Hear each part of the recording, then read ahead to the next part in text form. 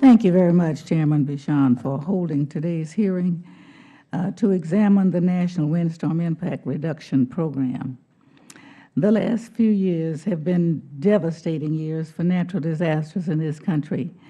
We experienced the deadliest and most destructive tornado season in U.S. history in 2011.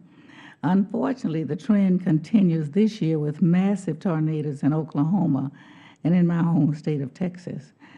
We've also had earthquakes in areas that don't usually experience earthquakes, including Virginia and again Oklahoma. And Hurricane Sandy and Irene caused widespread destruction and death along the eastern seaboard.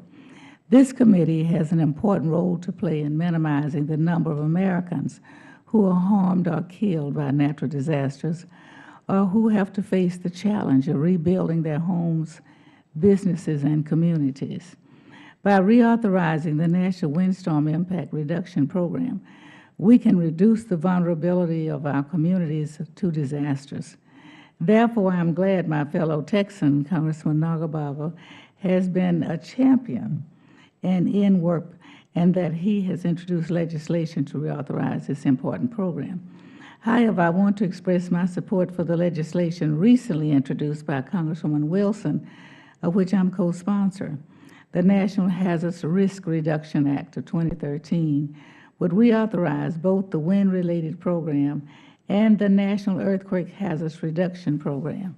I believe we need to take a multi-hazardous approach to disaster mitigation, and Ms. Wilson's legislation would link these two critical programs through the establishment of a single interagency coordinating committee, creating opportunities for synergy among the various research activities.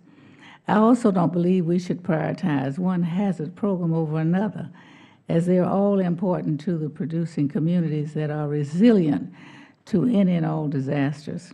As a result, I hope that as we move forward with legislation, we consider all of the hazards program within the committee's jurisdiction. And finally, it is clear that NWIRP agencies have not gotten the resources they need to carry out all of the responsibilities assigned to them by the Congress.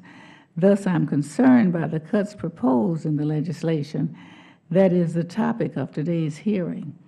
We simply can't afford to have these agencies miss opportunities to implement low-cost mitigation measures.